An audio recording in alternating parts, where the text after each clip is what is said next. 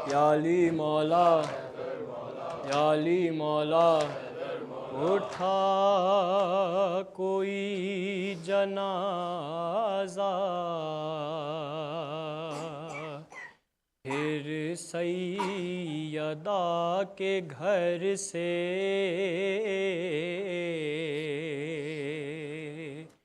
اٹھا کوئی جنازہ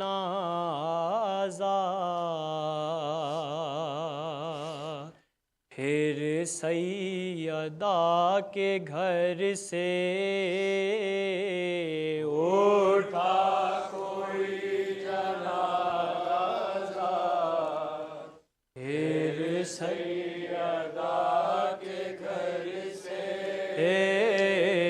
اٹھا کوئی جنازہ پھر سیدہ کے گھر سے حسرت برس رہی ہے ایک ایک بام در سے اٹھا کوئی جنازہ پھر سیدہ کے گھر سے اٹھا جنازہ پھر سیدہ کے گھر سے یہ کس کو رو رہی ہے زینب تڑپ تڑپ کے یہ کس کو رو رہی ہے زینب تڑپ تڑپ کے یہ کس کو رو رہی ہے زینب تڑپ تڑپ کے جنت میں سیدہ نے چادر گرا دی سر سے اٹھا کوئی جنازہ پھر سیدہ کے گھر سے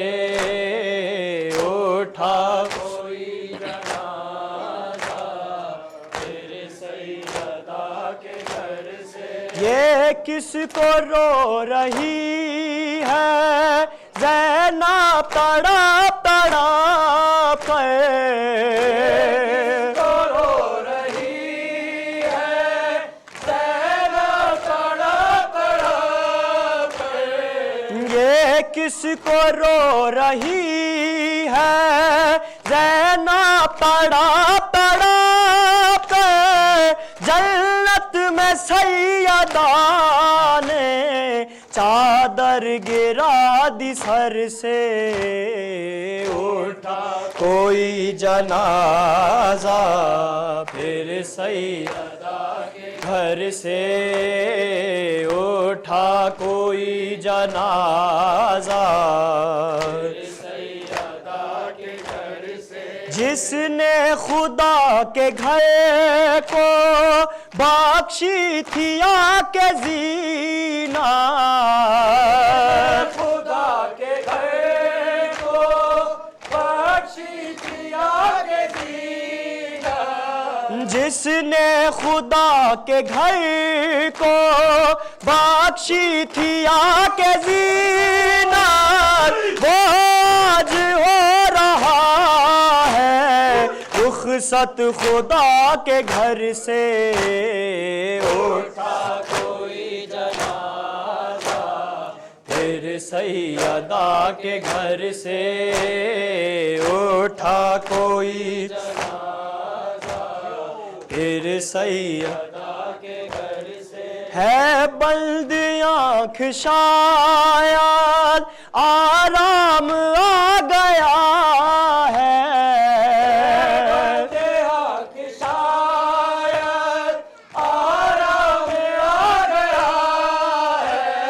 ہے بند آنکھ شاید آرام آ گیا ہے مولا تڑپ رہے تھے 19 کی سحر سے اٹھا کوئی پھر سیدہ کے گھر سے اٹھا کوئی جنازہ قاتل کو اپنے ٹھنڈا شربت پلانے والا اپنے ٹھنڈا شربت پلانے والا قاتل کو اپنے ٹھنڈا شربت پلانے والا بے چین ہو رہا ہے خود زہر کے اثر سے اٹھا کوئی جنازہ پھر سیدہ کے گھر سے اٹھا کوئی جنازہ زینب کے بازوؤں کو شبیر چومتے ہیں زینب کے بازوؤں کو شبیر چومتے ہیں زینب کے بازوؤں کو شبیر چومتے ہیں کیا جانیے علی نے کیا کہہ دیا پسر سے اٹھا کوئی جنازہ پھر سیدہ کے گھر سے اٹھا کوئی جنازہ پھر سیدہ کے گھر سے کوفے کا ذرہ ذرہ روتا ہے خون کے آنسو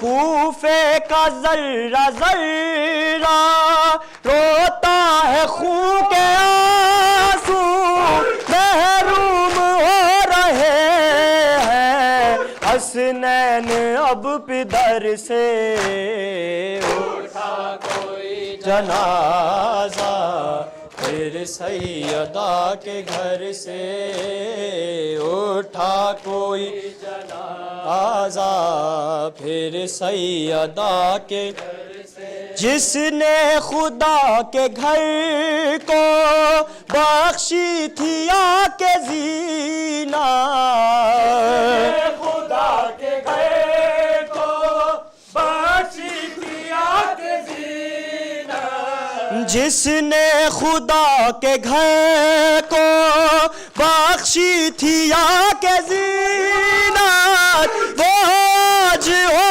رہا ہے رخصت خدا کے گھر سے اٹھا کوئی جنازہ پھر سیدہ کے گھر سے اٹھا کوئی جنازہ پھر سیدہ کے گھر سے قاتل کو اپنے ٹھنڈا شربت پلانے والا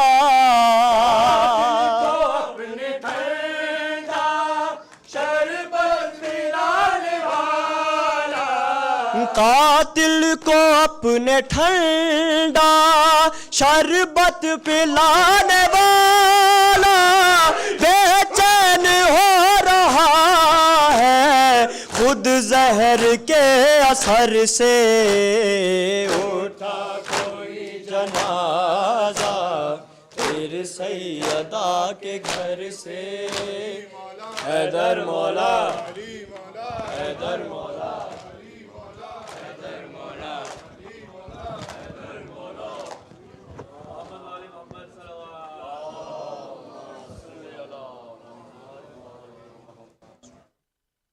السلام علیکم یا ابا عبداللہ السلام علیکم یا ابن رسول اللہ السلام علیکم یا ابن امیر المومنین و ابن سید الوسیین السلام علیکم یا ابن فاطمہ الزہرا سیدۃ النساء العالمین السلام علیکم ورحمۃ اللہ وبرکاتہ السلام علیکم یا غریب الغرباء السلام علیکم یا معین الضعفاء والفقراء السلطان یا ابو الحسن يا علي بن موسى الرضا عليك التحية والثناء ورحمة الله وبركاته.